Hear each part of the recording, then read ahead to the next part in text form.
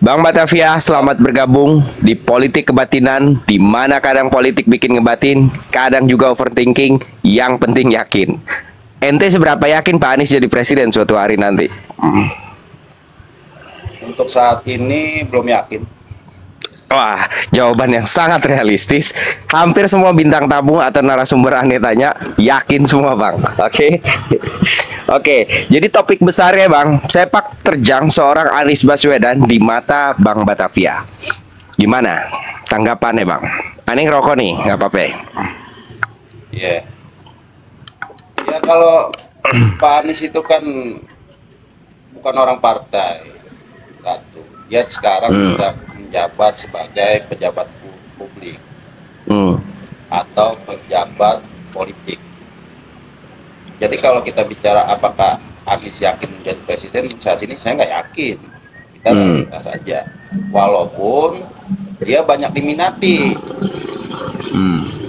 dia prestasinya ada, rekam jejaknya ada, segala macamnya ada. Tetapi kan itu cukup sampai 2024 kemarin.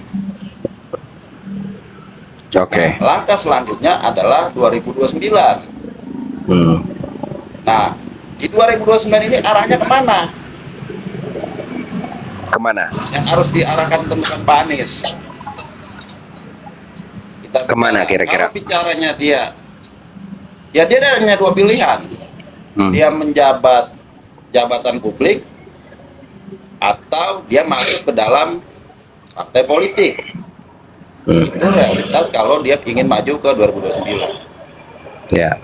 Tetapi kalau itu tidak dilakukan oleh Pak Anies, ya saya nggak yakin 2029 akan ada yang usul. Karena kalau kita kenapa?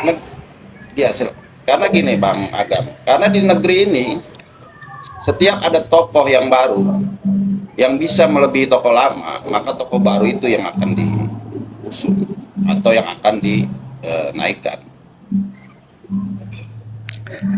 Kira-kira kita hari ini udah lihat belum ada sosok yang bisa di atas kapasitas Anies? Kalau untuk prestasi, rekam jejak dan sebagainya belum ada memang Bang. Tetapi ingat Bang, segala sesuatu di negeri ini bisa di branding. Bagaimana orang yang tidak ada sesuatunya bisa menjadi sesuatu. Nah ini di negeri kita itu seperti itu. Jadi kalau dibilang apakah Anies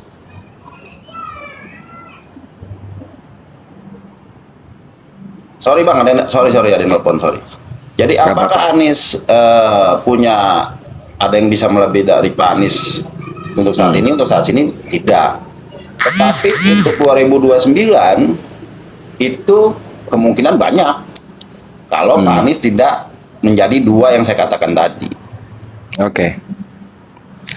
Berarti menurut ente langkah yang paling tepat hari ini untuk seorang Anies Baswedan apa? Sebagai bapak reformasi. Tetapi dikalahkan oleh SBY yang pecatan menteri. Kita lihat lagi Prabowo dikalahkan dengan Pak Jokowi yang di branding dari Solo ke Jakarta dan menjadi hari satu. Jadi apakah akan ada yang bisa mengalahkan Anies nantinya? Ada, saya yakin. Kalau Pak Anies tidak menjadi pejabat publik atau masuk dalam partai politik. Hanya dua pilihan itu, Pak. Kalau kemarin 2024 yang telah selesai dikalahkan atau kalah? Banyak pendukung Pak Anies yang mengatakan, Bang, tidak perlu menjadi pejabat publik. Karena Pak Anies sudah mempunyai massa yang kemarin 40 juta. Ya, kita ikutin angka aja lah. Ya. Tetapi kita lihat apakah 40 juta ini solid? Kan enggak, Bang Agam. Wah, seru tuh kalau ngomongin itu. Orang yang masih mementingkan egonya masing-masing. Oke. Ada yang pengen A, ada yang pengen B, ada yang pengen C. Kan itu yang terjadi sekarang. Apakah mampu mempertahankan 40 juta pendukung Pak Anies atau nanti di 2009 menambah 2 kali lipat itu? Kalau seandainya eh, sekarang seperti ini gitu. Ini suara aneh aman nggak sih? Cuma satu bang. Suara aneh aman nggak nih? Kedengeran nggak nih? Suara aneh kedengeran nggak? Kekurangannya adalah, kenapa bang? Suara aneh kedengeran nggak? Nggak. Suara abang kedengeran. Suara aneh kedengeran nggak? Suara aneh kedengeran nggak di kuping abang? Cek. Suara saya nggak kedengeran. Kalau Suara Bang Agam nggak kedengeran. Ya makanya suara Bang Batavia kedengeran di aneh. Aman. Oh, iya. Jadi kalau saya melihatnya adalah Pak Anies kekurangan cuma satu, yaitu tidak di branding secara bagus oleh tim. Kalau Dalam Pak artian Anies branding gimana nih? Bisa branding Pak Anies sampai 2029. Ya insya Allah Pak Anies itu bisa 2009 maju. Tapi kalau tidak punya tim yang sehebat itu,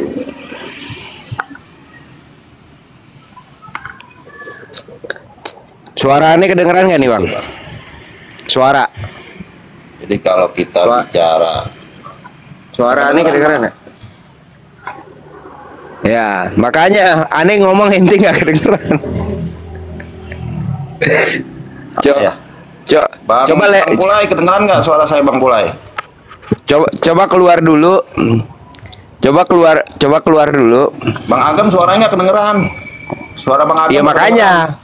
Ya makanya suara Bang Batavia kedengeran. Nih, kedengeran. Kalau suara aneh nggak kedengeran. Gitu. Pas tadi telepon masuk. Ya lanjut. Jadi Bang, kalau kita bicara Pak Anies untuk saat ini adalah tokoh memang yang diinginkan banyak masyarakat adalah Pak Anies. Orang banyak berharap dengan Pak Anies. Tetapi apakah Pak Anies bisa mencapai sampai 2029 nantinya, itu masih dalam pertanyaan besar. Bagaimana seorang Pak Anies ini tidak dibutuhkan oleh oligarki atau dan sebagainya. Pak Anies ini dibutuhkan oleh bangsa ini. Baru sekarang ini adalah sosok yang dibutuhkan oleh bangsa ini adalah baru Pak Anies. Saat ini saya bicara ya, saya tidak tahu nanti di 2025, 2026 apakah ada sosok lagi yang lebih dari Pak Anies. Ini kan saya tidak tahu nantinya seperti apa. Nah itu yang harus kita pahami Bang Agam. Jadi kalau seandainya relawan Pak Anies ingin menyuarakan Pak Anies sampai 2029 ya satu tujuan. Satu tujuannya apa? Ya Pak Anies Rashid Baswedan. Jangan sampai ada relawan yang mengasumsikan di luar dari yang Pak Anies inginkan. Karena jujur Bang Agam, Pak Anies ini adalah orang yang tidak diinginkan oleh penguasa sekarang. Bagaimanapun caranya, Pak Anies jangan ada eksis di dalam politik. Itu yang diinginkan pemerintahan. Setuju. Ada orang mengatakan, Bang, kalau maju di DKJ nanti Pak Anies akan kalah. Seorang pejuang itu tidak berpikiran kekalahan, Bang. Ya. Bagaimana dia berjuang dulu? Itu seorang pejuang. Lebih baik melawan dulu daripada nanti kita ditindas. Ya. Apakah ada jaminannya Pak Anies melakukan desak Anies 2 atau menjadi akademis ke kampus-kampus? Ada jaminannya? Nggak ada, Bang. Kalau dia tidak menjadi pejabat publik, karena pemerintahan itu akan menutup ruang gerak itu. Itu yang harus kita pahami. Jadi saya mendorong Pak Anies, saya termasuk orang yang sekarang mendorong Pak Anies maju di DKJ. Karena memang peluang saat ini itu adalah DKJ, yang mana kansnya Pak Anies itu besar sekali di DKJ. Daripada dia harus desak Anies, harus keliling akan menjadi akademis, itu menjadikan tanda tanya besar gitu. Ya. Apakah ada yang ngejamin untuk desak Anies 2 nanti izinnya ataunya segala macam? Adakah yang menjamin? Ya. Nggak ada, Bang. Ya. Jadi apapun dia masuk di DKJ, dia tidak masuk di DKJ, dia menjadi akademis, nggak ada jaminan dia bisa maju ke 2029. Ya. paling tidak kalau dia maju di DKJ ada peluang dia untuk di 2009 karena ada partai politik yang masih mau bersama dengan beliau. Ya. Itu Bang. Jadi kalau kita bicara Anies ini memang tokoh yang sekarang ini yang lebih banyak dibicarakan masyarakat banyak tentang prestasi, kejelekannya apa segala macam ya cuman Pak Anies Rashid Baswedan. Betul, betul. Jadi Betul. akademis apakah bisa menjadi enggak? Rocky Gerung udah berapa muter-muter itu Bang? Betul. Ke kampus ke Betul. apa namanya mungkin departemen-departemen punya pemerintah mengajar di sana, nggak ada yang melirik dia sebagai pejabat publik. Ya. Kan kita bicara kita bicara realita aja lah. Makanya tadi kalau ditanya Bang Agam, Bang Batavia beberapa yakin Pak Anies bisa jadi presiden. Untuk saat ini saya nggak yakin. Suatu hari. Angkanya dari Pak Anies sendiri. Suatu hari. DKJ dia belum iakan, masuk ke partai politik dia belum iakan. Itu Bang Agam. Ya. Jadi ini yang mengakibatkan tanda tanya kepada relawannya Pak Anies. Relawan ini bertanya-tanya ada. Sebenarnya mereka itu sayang semua sama Pak Anies. Ya. Mereka tidak mau Pak Anies di DKJ sayang karena takut Pak Anies dijolimi kedua kalinya. Ya. Yang ingin di DKJ juga karena sayang, karena jabatan publik itu penting untuk menjaga di 2029. Ya. Mereka itu sayang semua kepada Pak Anies, tetapi Betul. mereka masih menunggu apa yang dikatakan Pak Anies, diakan Pak Anies. Mereka akan jalanin itu, saya yakin. Dan kalau memang kita relawan ingin Pak Anies 2029 maju kembali, ya kita membranding bagaimana Pak Anies itu tetap eksis atau kansnya itu melebihi dari sekarang. Ya. Karena kans buat turun itu bisa Bang. Ya. Wah, bisa. Di angka sekarang yang Bisa. dikatakan, saya tidak sejujurnya saya nggak percaya angka 24%, tapi kita bicara fakta aja. Betul, Fakta betul. 24%. Apakah Betul. bisa 2029 bisa turun atau naik? Saya lebih yakin turun. Kenapa tuh? Kenapa? Karena banyak relawan Anies yang mulai pada berlawanan dengan Pak Anies sendiri. Satu contoh adalah partai pendukungnya kan sudah berlawanan dengan Pak Anies. Berarti sudah berkurang tuh Bang. Ya. Dari 24% itu berarti sudah berkurang. Berarti tinggal PKS saja sekarang. Jadi saya melihatnya kita punya sosok Pak Anies yang luar biasa, yang dibutuhkan negeri ini. Ya sudah, ayo sama-sama kita branding beliau sampai 2009. Jangan pernah lelah. Kalau beliau pun memutuskan nanti dia maju di DKJ, ayo kawan-kawan semua, kita datang ke Jakarta memperjuangkan itu, pemenangan Pak Anies untuk melaju lagi nanti 2029. Jangan ada basa-basi lagi. Wah, saya nggak suka, saya begini. Kalau Anies sudah putuskan ya sudah kita ikutin. Betul. Kalau Betul. memang kita masih relawan dia, Bang. Betul. Betul. Itu yang terjadi, Bang. Betul. Ini ente harus orasi nih Bang, karena suara ini nggak kedengeran. Jadi lanjut aja. Suara nggak kedengeran. Ya lanjut aja, Bang Batavia lanjut.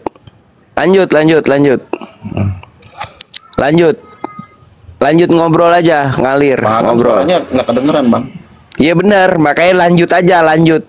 Bang Batavia ngomong, lanjut. Ngomong aja. Bang Batavia ngomong. Coba Bang, suara. Tes. Nah, ini baru udah kedengeran suara. Wah, colokan ya berarti dari tadi. Kedengeran. Colokannya berarti dari tadi. Headsetnya berarti dari tadi, Bang. Orang nelpon. Bisa jadi. Ini udah aman nih suara ya. Coba Bang. Kedengeran, Bang. kedengeran. Tes. Wah, yang setnya berarti Bang. Tes. Kedengeran Coba ya, lu Bang? tes. Sekarang kedengeran. Tes. Satu. Aman kan? Ya aman. Jadi tadi menarik kayak gini. Pada saat Bang Batavia bilang kan pertanyaannya suatu hari nanti gitu ya, nggak mesti sekarang. Suatu hari nanti. Lalu ada sebuah kalimat pada saat ente mention Anies setuju juga hal itu, bahwa penguasa tidak ingin Anies naik apapun posisinya, oke? Karena ini orang sesuatu nih, dan kita bisa panjang lebar ngobrolin soal itu. Tapi yang lebih menarik lagi, perpecahan antara sesama pendukung Anies dengan ininya masing-masing, Bang ya, dengan persepsinya masing-masing. Abang ngelihatnya gimana atau menanggapinya gimana? Mulai dari jangan DKJ, gubernur, oposisi dan seterusnya lah. Saya gini Bang, memang setiap relawan itu kan ada dia faktor kepentingan, Ya.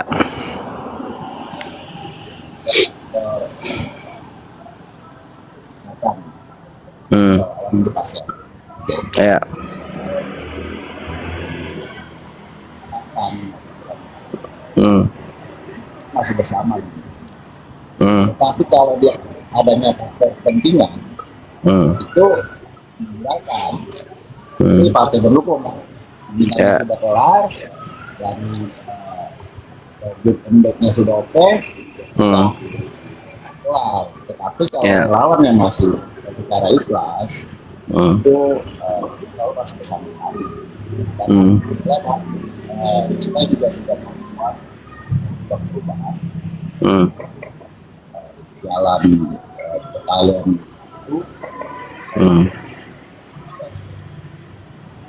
itu adalah bagaimana relawan melakukan yang baik, ada kendor lah ibaratnya Kendor, betul.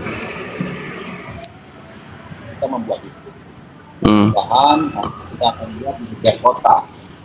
Ya Allah. Oke. Bang, coba colok lagi Bang itunya, headset ya Bang. Suara ente ngambang, jelas cuman agak ngambang aja. Coba pakai headset lagi, kita tes. Cek. Tes. Ada suara ya? Tapi suara Bang Agam nggak masuk ke saya. Nah, suara ini ada, suara gua nggak ada, ya kan? Iya. Suara Bang Agamnya nggak masuk ke saya. Betul. Ya udah cabut lagi. Tadi ada yang telepon sih. Nanti lu coba. Cabut lagi Bang. Cabut lagi aja. Cabut. Tes. Ya, suara ada. Aman. Kedengeran? Suara aneh kedengeran nggak? Suara anak? Kedengeran. Cuma agak ngambang aja. Jadi kita deketan aja ngobrolnya nih. Oke, Bang. Idealnya menurut seorang Bang Batavia, menurut seorang Bang Batavia lebih cocok maju sebagai pilkada atau menjadi oposisi? Kalau Pak Anies, kalau sekarang saya lebih cocok maju ke pilkada. Sekarang kita bicara sekarang nih. Dia ke pilkada. Alasannya gini, dia di oposisi sebagai apa? Dia bukan orang partai. Apakah dia menjadi oposisi Ya. dengar? Ya. Sebenarnya gini Bang Adam. Kata posisi itu kan sebenarnya kalau kita bicara aturan kenegaraan ada di Indonesia itu oposisi. Nggak ada. Ya, tahu. Sebenarnya legislatif itu lebih cocok setelah pasca reformasi yang dimana ada kiri dan poros tengah. Tetapi ini hilang. Sekarang terjadinya hanya partai pemerintah dan tidak. Itu yang terjadi. Banyak katakan kami tidak oposisi sebagai apa Bang? Sebagai apa? Betul. Halo, tes. Ya, Buat Bang Batavia sendiri, karena kita bicara sepak terjangnya seorang Anies Baswedan, kapan pertama kali mulai mendukung dan mengenal beliau, Bang? Dan sepak terjangnya seperti apa yang paling melekat gitu di Bang Batavia? Kesannya. saya dulu itu berlawanan dengan beliau Bang. Saya dulu bergabung dengan Ahok Indonesia. Hmm. Ya. Tapi putaran pertama itu masih di Ahok Oke. 2017 nih ya. 2017 karena saya masih melihat beliau di DKI. Karena realitas Pak. Ya. Nah, Ya. lihat ke depannya Pak Anies belum loh. Hmm. Nah, setelah Pak Anies terpilih di DKI, Hmm. saya kerjaan beliau. Hmm. Di APD pertama DKI Bang, perubahan APBD 2018.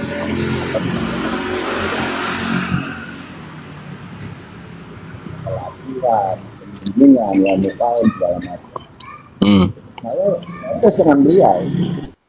Kenapa? RT RW di Musrembang itu yang pengajuannya adalah prasarana umum seperti aspal segala macam itu banyak yang tertunda kan. Nah, hampir sebagian besar buat SDM.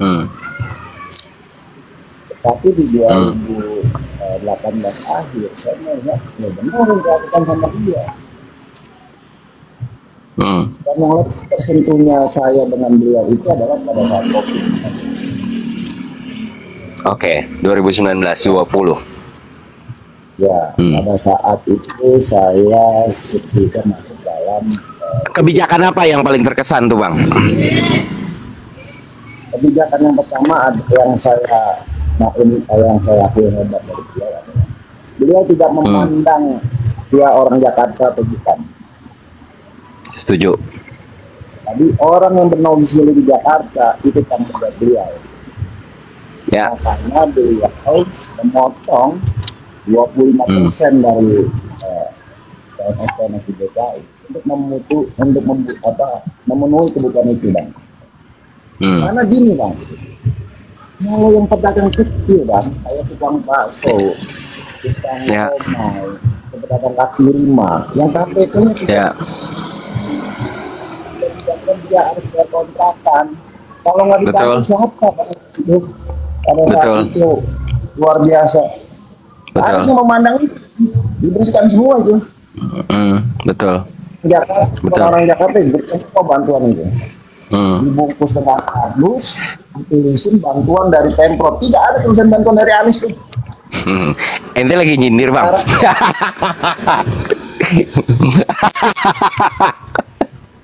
Oke, lanjut.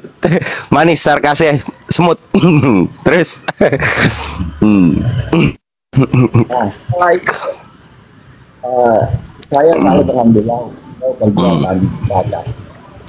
Ya. Hujan itu Bang. Beliau itu sudah start beberapa tinggal. Kami ini Jakarta. Kalau beliau satu minggu beliau harus beristirahat ke wilayah kali lurah dan sebagainya. Kami dia 4 tahun. Ditambah lagi dengan dari gubernur DKI. Beliau tidak bisa bikin orang menolak pas kali saya bikin. Ya sampai panas. Yang perhatian dengan pegawainya paling bawah, non-PNS itu panas kan? Ya. Itu sudah lebaran dari Dasar Wisma, Jumantik, RT, RW, kita, Dewan Kota. Itu dibutuhkan selamat Idul Fitri. Ya, dimanusiakan, ya. Benar-benar dimanusiakan, Bang. Dan operasional RT RW itu naik sebanyak 3 kali ke Anies doang. Mengetahui kebutuhan yang dilakukan di DKI. Bukan hanya kita bicara bantuan dan kesehatan pun juga Bang. Ya. Ada orang sakit di Jakarta, dia tidak punya KTP, dia orang jauh, itu masuk ke rumah sakit di DKI gratis itu Bang. Ya. Hanya ditanya dulu keluarganya, enggak diobatin dulu, gratis itu. Saya pelaku langsung gitu, bisa saya temuin orang ini juga dan ya. Ini saya temui. Bukti otentik ya. Yang saya salut lagi adalah waktu pada saat dia katakan orang kecil melanggar.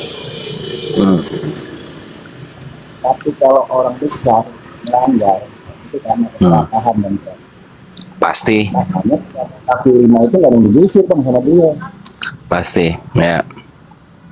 Nah itu saya mulai tertarik sama beliau di situ.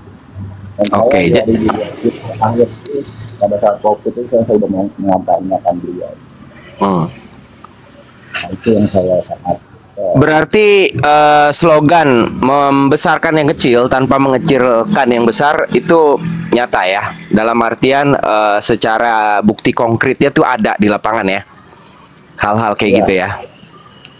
Contoh-contoh lain Bang, setelah beliau setelah beliau melewati sedikit era Covid, lalu berdirinya dua landmark yang skala internasional, bagaimana kita tahu sejarahnya dipersulit dan seterusnya, kan masih ada nih Bang, orang-orang yang menyangkal semua itu. Ya, terlepas yang tinggal di Jakarta atau tidak, menyangkal semua perubahan itu. Kalau kita yang sedari kecil di Jakarta tahu persis perbedaan itu. Tapi untuk orang-orang yang menyangkal ini, enaknya diapain sih Bang? sebenarnya gini Bang, ada dua faktor Bang. Menyangkal yang dibaca atau yang menyangkal karena tidak ketahuan mereka.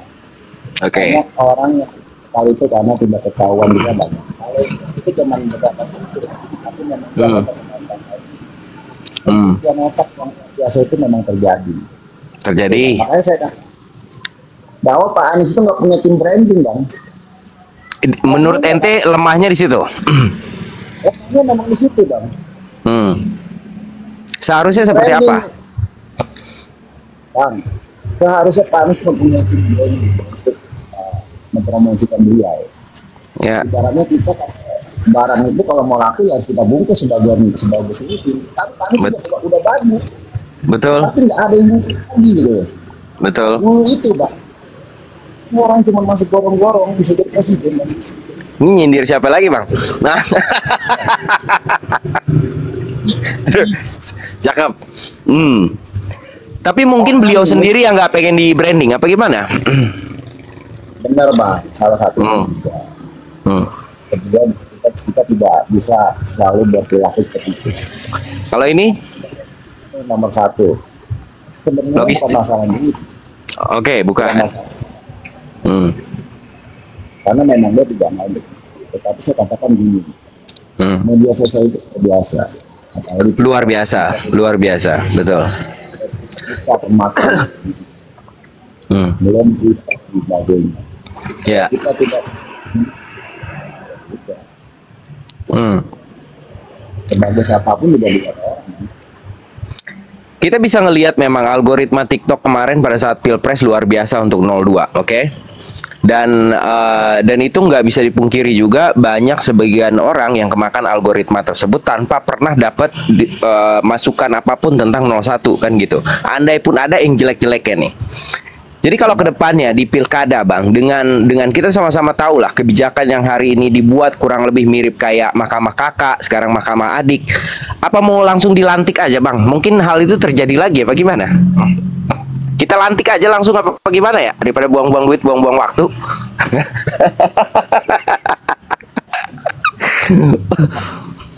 Secara praktis gitu Bang. Ini kan template-nya sama ini Bang. Tetapi gini Bang, kita dinasti ini Bang, itu jangan biarkan Bang.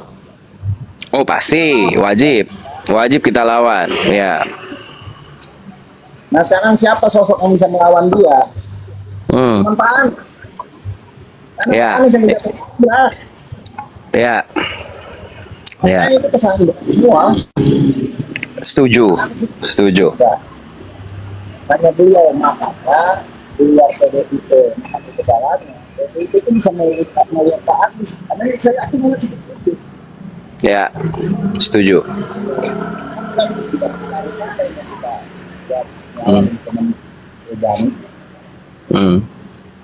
Nah sekarang untuk lawan itu kita kalahkan dia di aja. Kalau bisa di lain, kalau Sumbar sama Aceh mah udah masih aman lah. Kan? Tapi kalau provinsi lain kalau bisa kita kalahkan. Ya. Grupnya dinasti. Ya. Kita mau dengan berjalan adil. Karena 2009 itu masih menjabat loh. Ya, betul. Masih bisa digunakan. Betul.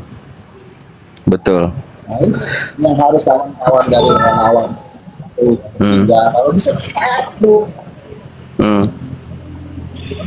kalahkan itu yang bersama dinas itu. Ya. Kalau kita lihat karakteristik warga DKI sendiri, warga Jakarta sendiri dengan daerah lain mungkin ada perbedaan. Tapi kita telah buktikan itu di Pilpres 2024 dengan Pak Anies masih kalah. Apa hal itu mungkin juga terjadi di Pilkada, Bang? Apakah relawannya aja? Tapi sekarang dari Prabowo itu memang di DKI ini ini dihajar oleh Gen Z yang baru di Gen Z. Oke. Yang tidak tahu menahu bagian di kota yang terjadi di Jakarta. Nah, itu memang yang tidak kurang perhitungan gitu. Memang itu luar biasa sekali. Ada nggak fakta yang ente temuin di lapangan hal itu sebegitu luar biasanya? Luar biasa, Bang. Kalau di DKI ini, Bang, di daerah itu mau, Bang. Mana mau? Ya. Depan mata saya sendiri, cuman karena memang kawan saya juga. Itu tidak mikir. Ya. Saya waktu seminggu sebelum kampanye, saya sudah katakan di rumah saya. Saya bilang, Pak Jokowi akan turun sendiri. Ya. Kejadian. Tapi kalau kita dibilang melawan, saya orang yang tidak pernah PKB, saya tidak menyalahkan PKS, saya tidak menyalahkan. Oh, ente ngelihat partai agak netral ya? Ya, saya nggak begini, Bang. Anies itu butuh rodanya adalah partai. Biarkan partai itu sebagai roda. Kita tidak bisa memusuhi partai itu. Ya. Bisa menjadi rodanya juga. Ya. Tapi bagaimana kita mengoreksi diri kejadian kemarin di 2024.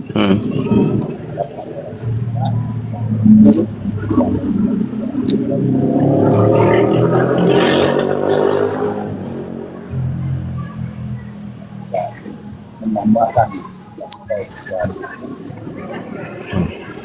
Kita semua lawan. Lawan itu tidak perlu menyalahkan satu sama lain. Harusnya begitu. Lawan menyalahkan satu sama lain. Tapi kalau kekecewaan boleh, Bang? Boleh. Kecewaan itu kecewaan itu wajar, Pak. Hak dari setiap manusia itu kecewa. Tetapi kalau kita berdewasa dalam berpolitik, nah saya juga orang yang tidak berpartai. Saya dari partai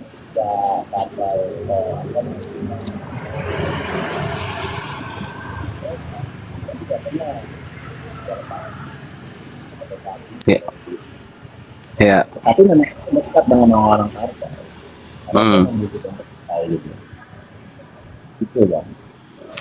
Kalau kekuatan secara elektoral di pilkada ke depan, Abang lihatnya gimana? Bisa dapat dari mana aja? Entah mau dari relawan, dari mesin politik, apa dari mana? Yang paling optimal untuk Jakarta. Untuk Jakarta itu pertama lewat partai, Pak. Oke.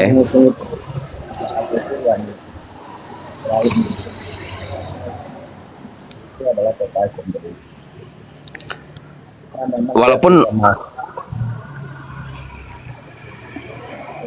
Walaupun belum ada pengumuman resmi untuk itu, Bang ya. Saya tahu Pak itu bergabung dengan PDIP, Pak. Tapi kisi-kisinya udah ke arah sana ya. Iya. Saya kenapa eksibisi Pak Anies dengan PDIP sekarang? Kenapa? Orang nggak suka PDIP gitu. Saya katakan ini, kalau Pak Anies tidak pilkada, Anies masuk aja ke PDIP. PDIP partai pemenang. Maju di 2029. Dan dia sekarang sepaham dengan Pak Anies. Dia pemerintah. Itu yang harus kita paham. Iya. Ada orang banyak orang yang membenci PDIP. Maksud saya dikatakan saya benci ada saya. Tapi saya bicara realita aja lah. Saya harus bersama dengan orang yang tidak menerima itu. Kalau Pak Anies itu masuk ke pemerintahan sebagai menteri atau sebagai apa, ya tinggalkan Pak Anies, Bang. Oh begitu, alasannya? Saya sampai saat ini adalah memandang pemilu dan saya tidak mau berdampingan dengan orang yang kalau Pak Anies berdampingan dengan orang itu berarti Pak Anies tidak selesai lagi. Oke. Ini statement agak keras nih ya. Ya memang saya harus ngambil sikap, Bang. Saya Harus bersikap. Ya. Saya mendukung beliau itu karena beliau itu berlawanan. Oh ya, oke. Ya. Itu yang harus kita pahami. Tapi kalau ngelihat dari karakteristik, mungkin nggak seorang Anies bisa ngeblend dengan PDIP? Mulai dari ideologi, karakteristik, dan seterusnya. Orang mungkin pada melihat banyak bilang tidak mungkin. Karena hubungan Pak Anies dengan Bung Karno itu sangat dekat kan. Bung Karno dan kakeknya Pak Anies itu adalah sahabat. Mereka saling sama-sama muji, sama-sama memberikan selamat. Seperti kemarin Bu Mega ulang tahun memberikan selamat, dari selamat, dan juga Bu Mega mengatakan itu. Yang Tengkumal. Itu dekat Pak Anies dan Bu Mega. Gitu. Oke. Pak Anies memuji Bu Mega kan. Ini kan permainan-permainan menggoreng-goreng. Oke. Tapi kalau kita bicara agak sedikit liar nih asumsinya, mungkin nggak partai ini atau partai PDIP ini hanya ingin menunggangi Anies karena memang hanya Anies yang cocok saat ini. Tapi sebenarnya secara kepentingan dan lain-lain bisa berbeda. Mungkin. Oke. Karena masih banyak orang yang kontra dengan Pak Anies. Ya. Kita nggak harus ngakuin itu gitu. Tetapi intinya kan PDIP itu kan yang penting kepalanya. Oke. Ya aja. Oke. Berarti pada akhirnya kalah dengan suara ketuanya gitu ya. Kalau sejauh yang inti tahu, kedekatan antara seorang Anies Baswedan dengan Megawati seberapa dekat, Bang? Secara politik. Secara politik dekat, Bang. Almarhum Pak Gembong, ketua praksi PDIP meninggal, beliau datang. Menguburi. Oke. Acara PDIP di DKI dia selalu datang. Ketemu dengan senior PDIP dan berkawan baik dengan senior PDIP. Kenapa? Apa melawan Orde Baru pada saat itu adalah Megawati. Karena mereka dengan Belanda. Kita ingat waktu kejadian Tempo 92 itu. Di Bredel. Ya. Nah, itu kan Anies dengan orang tidak paham, Bang. Kadang-kadang itu tidak mengerti historinya Anies. Betul. Air bersatu, orang mengatakan begitu. Kadang harmonisasi mereka dengan Megawati luar biasa. Saya malah lebih melihat itu historinya Bu Mega dengan Pak Anies itu lebih hebat daripada Anies dengan Surya Paloh. Oke, oke. Secara perjalanan personal nih ya. Berarti apalagi dengan ada kesamaan bukan kejadian lah. Sama-sama menjadi korban ya dalam tanda petik Pilpres 2024. Mungkin itu akan menjadi sebuah senjata baru untuk menguatkan. Karena kalau statement PDIP sendiri untuk menjadi oposisi kan udah firm gitu ya. Dan itu banyak menyegarkan pihak di bawah alias civil society mendengar hal tersebut. Tapi kalau memang pada akhirnya juga diusung secara resmi, apa nih Bang yang bisa kita lakukan sebagai relawan-relawan 01 sebelumnya untuk mengkonsolidasi hal tersebut? Karena kita tahu ada kalau di bawah itu aneh-aneh lah. Secara perspektif, secara sudut pandang bisa aja berbeda dengan pendukung 03 gitu. Bang, saya kenapa mendorong Pak Anies dengan PDIP? Di DKJ. Karena saya melihat lapangan. Pak Anies basis masanya itu adalah Jakarta Timur, arah Kepulauan Seribu, utara, barat, itu basis satu. Oke. Pilkada 2017, suara Ahok sistem Bang, di angka 42%. Putaran kedua. Ya. Luar biasa. Militannya PDIP di DKI. Jadi di DKI itu begini Bang. Partai yang punya basis massa itu hanya dua, PKS dan PDIP. Partai-partai lain masuk ke situ itu mungkin 2 kali, hanya menghabiskan duit. Oke. Jadi kalau Pak Anies dukung PDIP, jadi suara di barat dan di utara Lengkap. Bisa.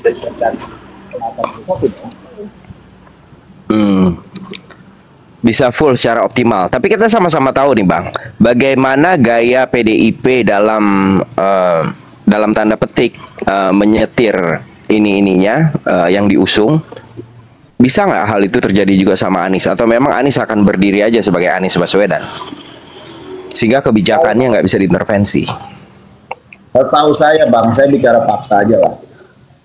Siapa yang berani melawan LDP? Cuma Pak Anies. Jokowi seorang Jokowi. Ya. Kalau bicara fakta itu cakep, kita nggak bisa pungkiri, ya. Kita nggak bisa pungkiri kalau hal itu. Kooperasi berubah. Itu memberikan fakta. Karena Anies.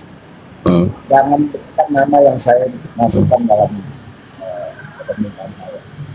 Tapi berikan nama mana orang-orang itu.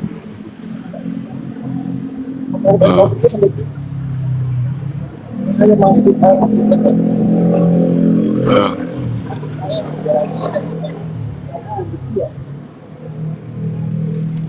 ya. Kalau orang mengatakan Anies kalau masuk PDIP itu berarti nggak kenal Anies Bang.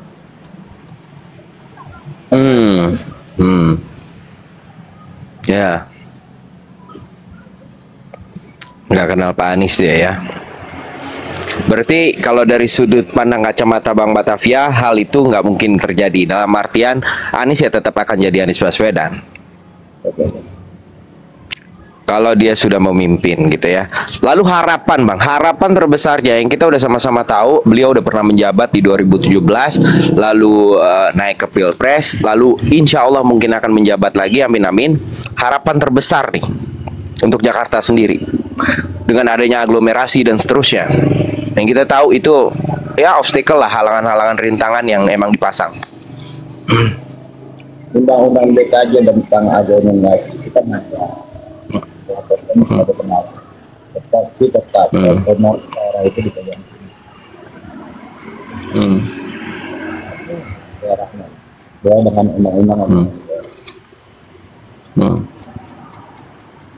Pak Anies bisa meneruskan apa yang sudah dilakukan di DKI. Yang selama ini sudah mulai hilang bisa dikembalikan oleh Pak Anies. Itu harapan warga Jakarta. Sebenarnya kalau yang ke Jakarta, rakyat warga Jakarta sudah mengalahkan Anies Mata di pencapresan kemarin karena dibutuhkan nasional, dan sekarang biarkan Pak Anies balik lagi di Jakarta dan warga Jakarta dan kita paham karena luar biasa Bang. Kami ini yang ada kemana Betul. kemana di kartu anak Jakarta kami sudah banyak yang hilang, begitu juga KJP kami banyak. Ya. Begitu juga lansia kami yang berkurang. Begitu juga disabilitas. Masyarakat luar biasa sukanya sekarang. Tambah lagi penggusuran yang terjadi di DKI. Itu kali menyelesaikan permasalahan ini. Karena Pak Anies yang membangun itu. Betul. Betul. Apakah Pak Anies rela apa yang sudah dia bangun terus menjadi porak-poranda?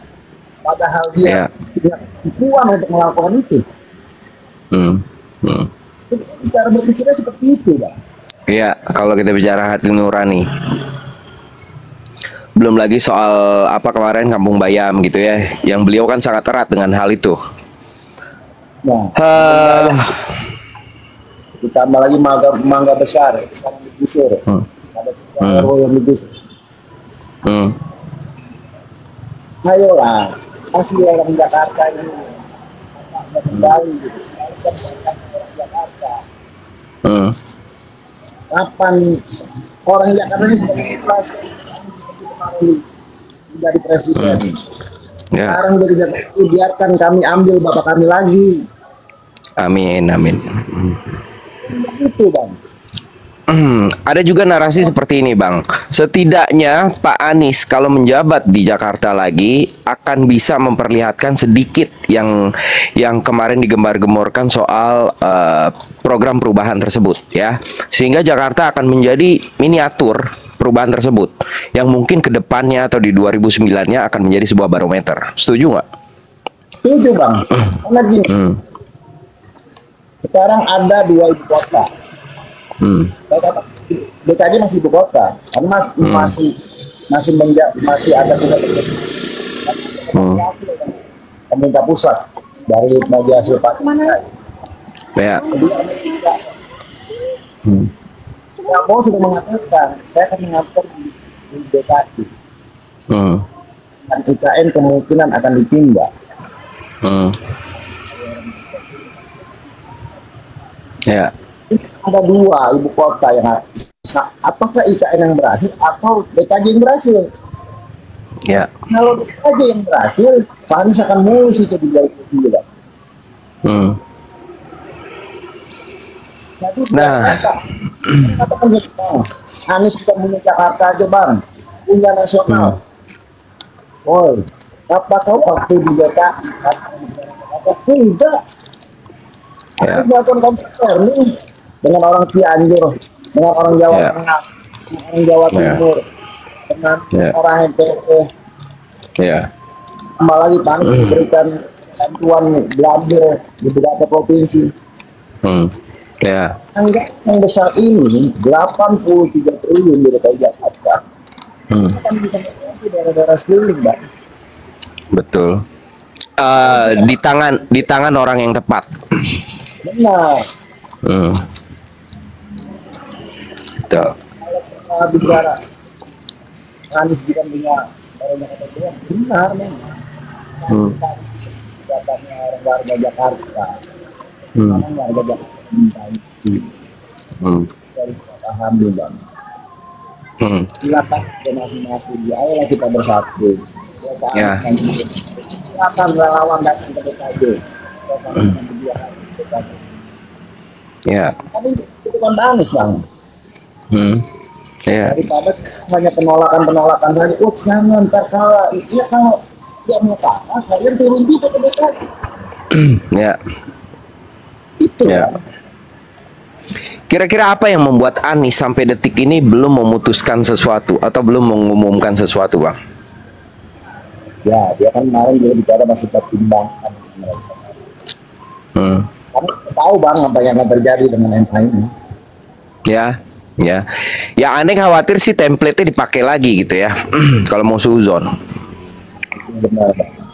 Tetapi saya selalu kabar terbaru adalah bahwa yang akan didampingkan itu akhirnya tidak jadi maju bang. Demo itu tidak jadi maju ya. Ya. Kami menjual itu dan Pak Anies kemarin sebagai bandar dan makin berdasar dan penerimaan warga DKJ pasca pilpres itu data itu didapat dan itu data dari Oh, lagi cek ombak juga. sudah melakukan bang di setiap apa namanya DKJ.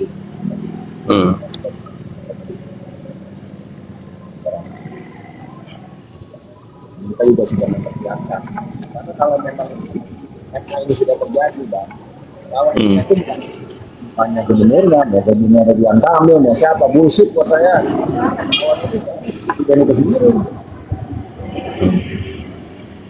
Kan itu. Ya betul.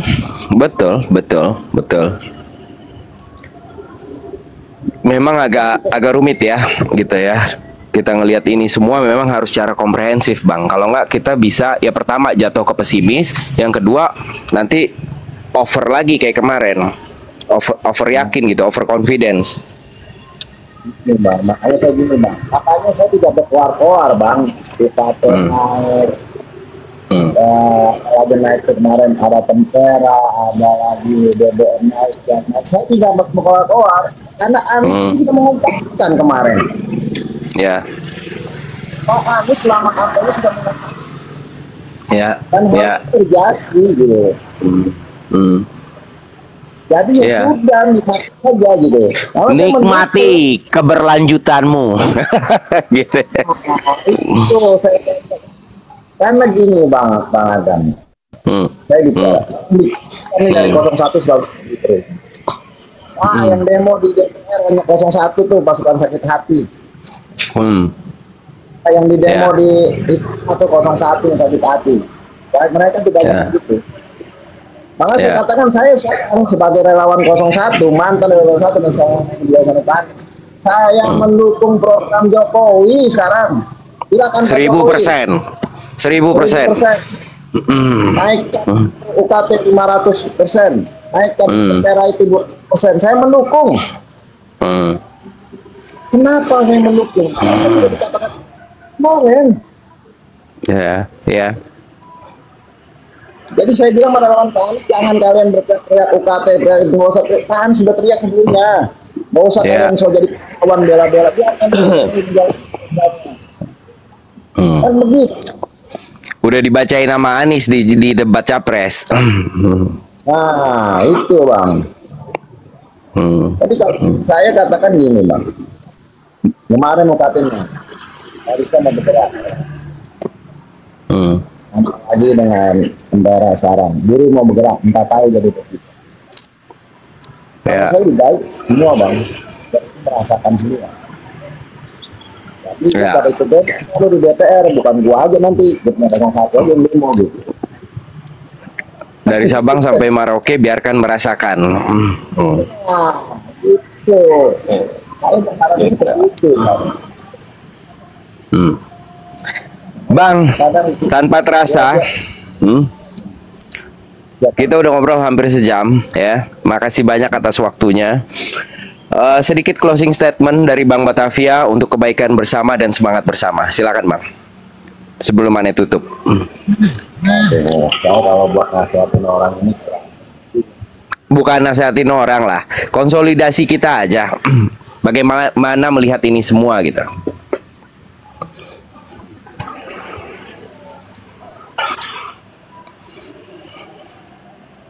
Ini saya kena ini nih bang, kena shot saya ini. Nggak apa-apa, ngerokok tadi di okein aja. Bukan, ada nyerangin saya nih. Ngomongin Jokowi